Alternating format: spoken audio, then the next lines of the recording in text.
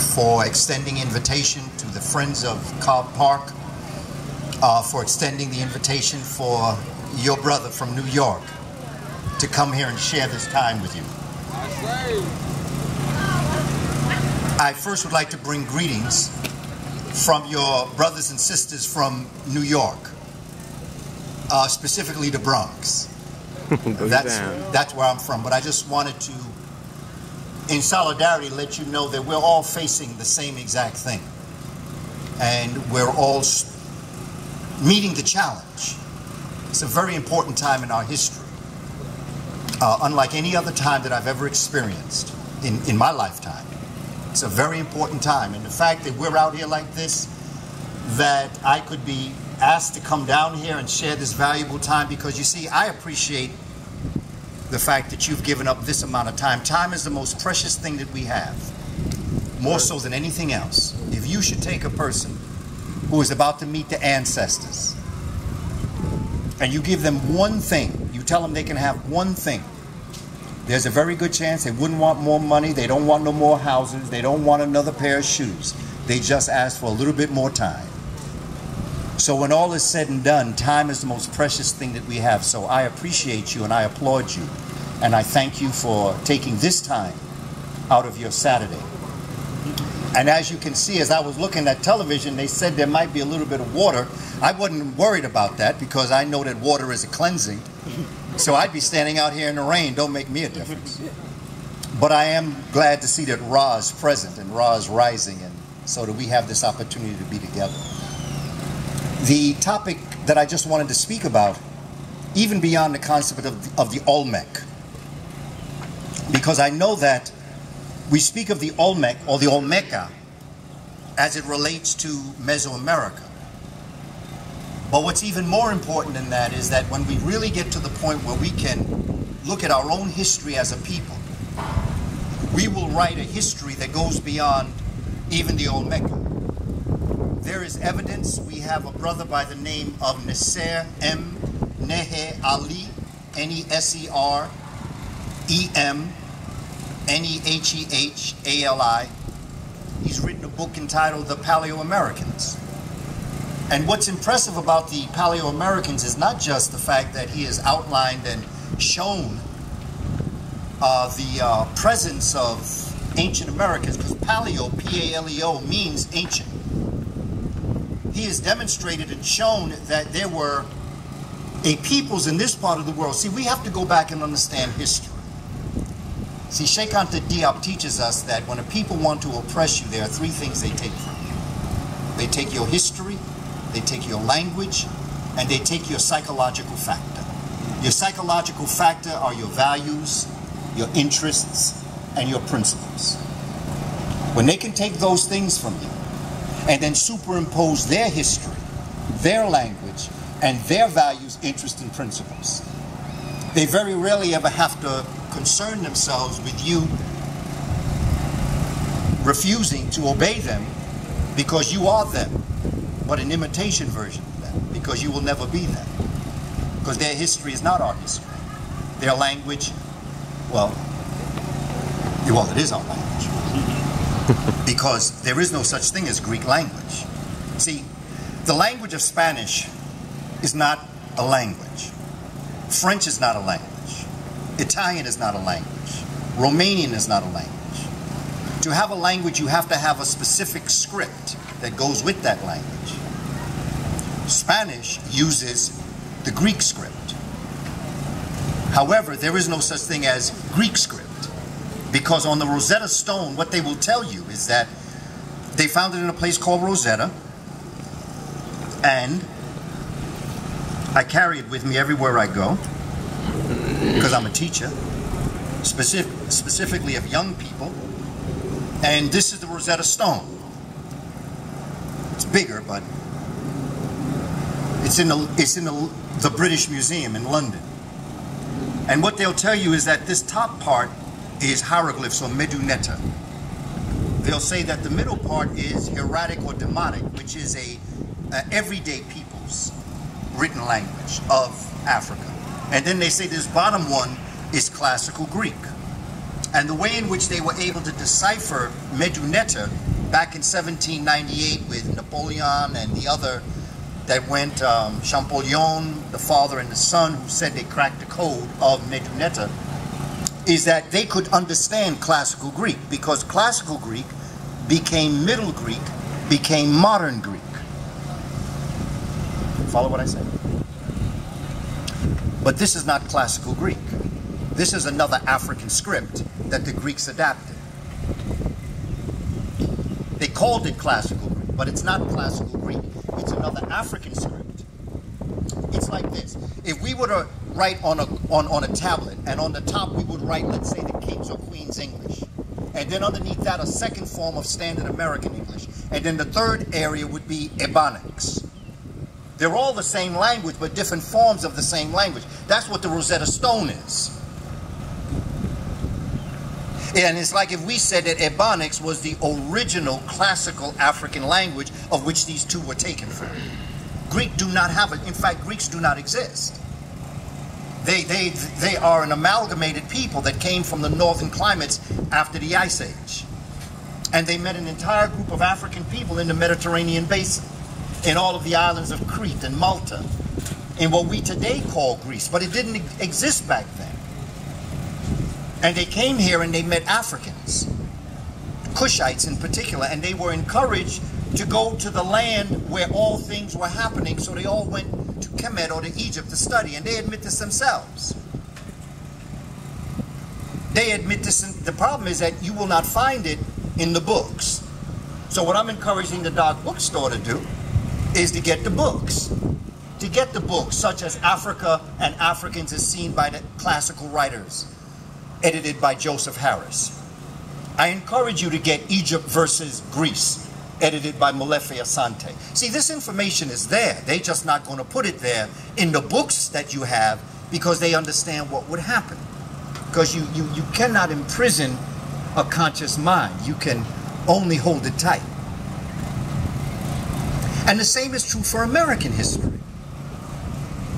One of the things that we don't realize as a human family, see, because what's happening is we have to learn our history to save the planet.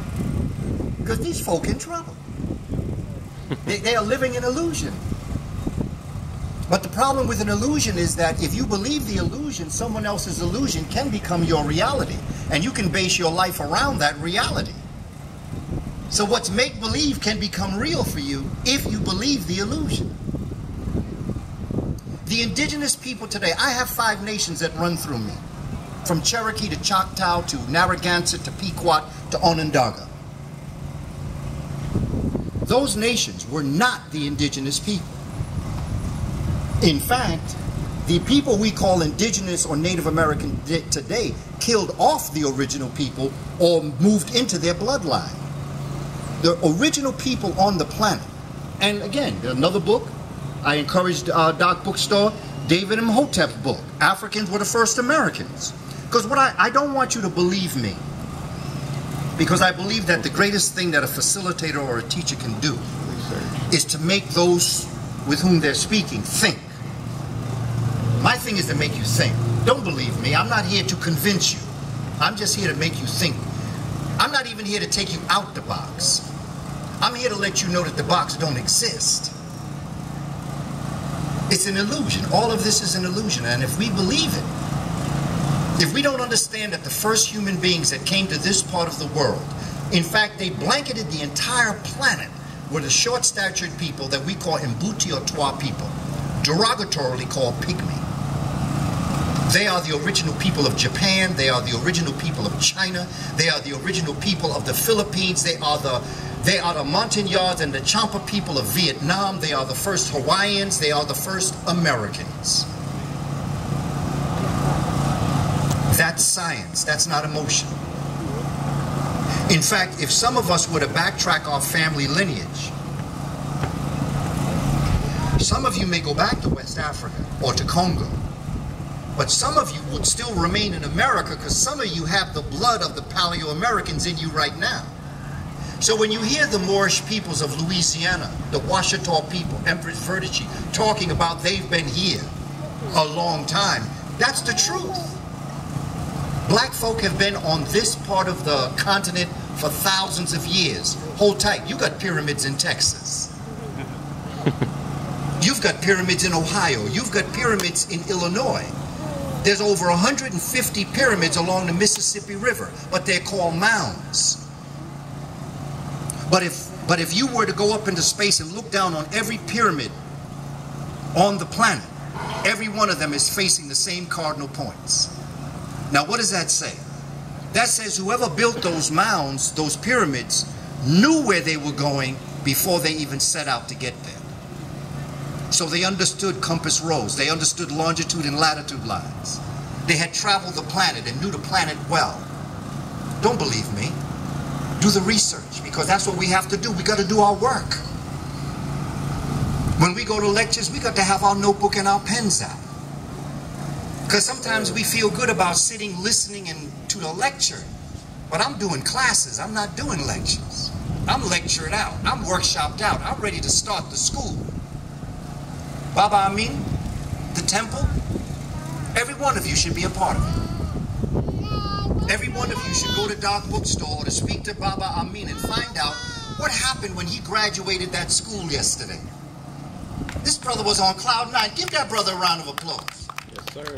He graduated in his school. He graduated folk out of that school from kindergarten straight through. There are people who are telling him, I don't want to send my child to the public school system. You're going to have to break out into college.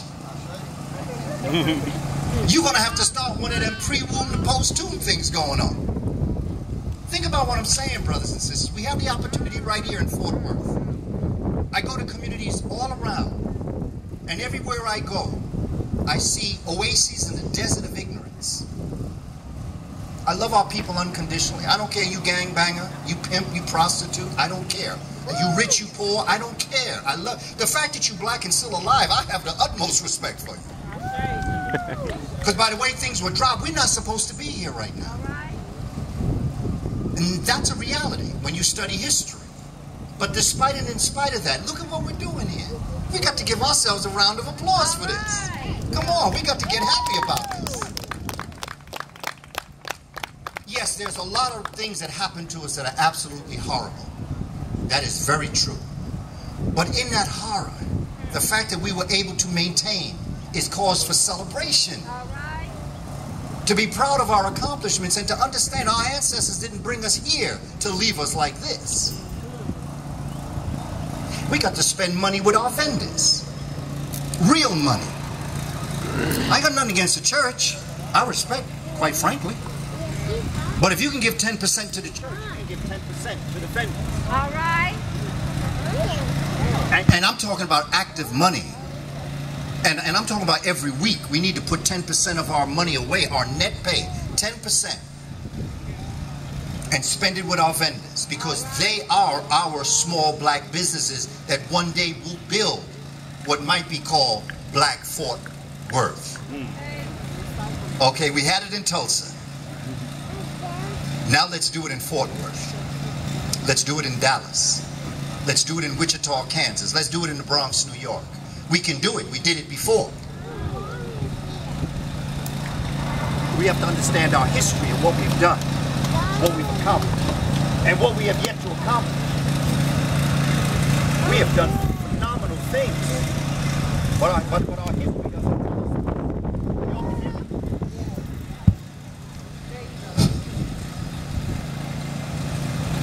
African American history certainly didn't start in the enslavement of African people, but it didn't even start with the Olmec civilization. It started thousands of years ago. There is evidence of African people. Now here's something else, because we get caught up in complexion. We get caught up in hair texture. But that's not really how you can tell what an African person is. They have something known as the craniometric machine, where they will put skulls inside this machine and measure different proportions of the head. In the heat, in the equatorial belt of Africa, something happened within the original heads that made it, we call it a prognostic jaw. It's a jaw that juts out. In other words, if you looked at a 90-degree angle, if your jaw is on an angle that will hit anywhere from basically 61 degrees to about 82 degrees, that's a prognostic jaw. In other words, if your nose bridge and your jaw are parallel, the jaw juts out. You got folk that are European got that. You got folk that are Asian got that. That's an original face. If your jaw is anywhere between 83 and 90 degrees, that's called orthognathic, which means that instead of being parallel, it starts to come in. The jaw starts to jut in. And this is one of the end results of being in an ice age. Because you're walking around with a very tight body because, well, y'all don't do that down here. Because your weather's all right. But see, in New York City, we walk around tight in the cold weather. Okay? And in doing that, you create your facial structure is going to change. If your jawline is 90 degrees going back to 91 or 92, that's called a hypergnathic jaw. We're talking science now, not emotion.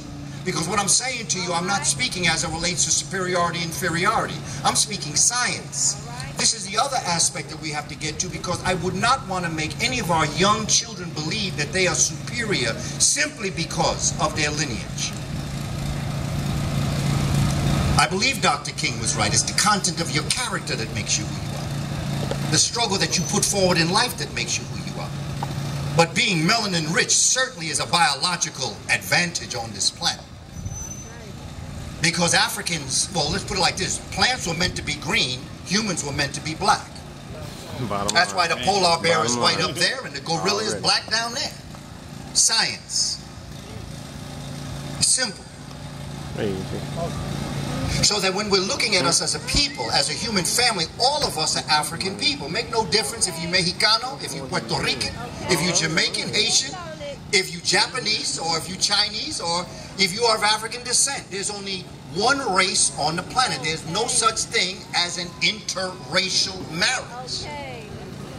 It's an intraracial marriage. But there's no such thing as inter, because if it's inter, it means there's more than one. There's one race here, one race here. There's one race, the human race. And the human race was born because of biological climatology in an area that we today call the Great Lakes region, which is Kenya, Uganda, Tanzania, parts of Congo, and parts of Southern Africa. That's science. That's melanin. Now you got to understand melanin. You got to understand the principles of melanin and what melanin does. You got to understand skin melanin, largest organ. You got to understand eumelanin or pheomelanin, which is internal melanin, and then you got to understand neuromelanin, which is in the brain.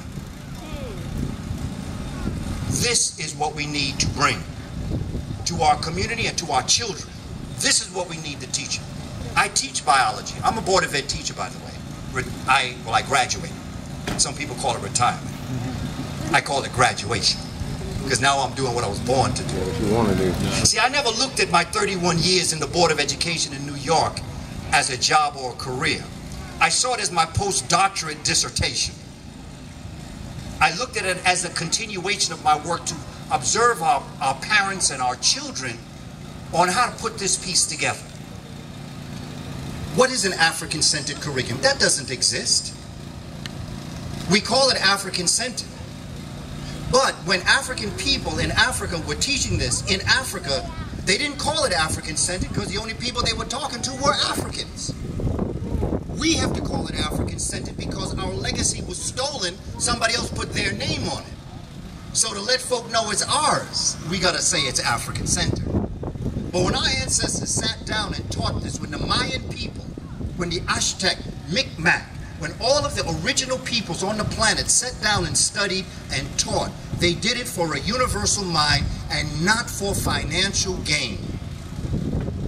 But when you caught up in financial gain, you're going to have the educational system that we have today. Because the standardized test that the children take is the lowest form of knowing anything. There's two ways, I teach the children, there are two ways you can pass a standardized test. When you know the right answer and when you know all the wrong answers. But then even after you get the right answer, what you going to do with it? You haven't proven to me that you're intelligent. You only proved to me that you knew the answer, but you didn't prove to me you know what to do with the answer. The Moors of North Africa said, if you cannot use what you learn, you wasted your time learning it. Everything our children should be learning, they should be able to apply in their lives and do something with this. It's not meant just to pass a test.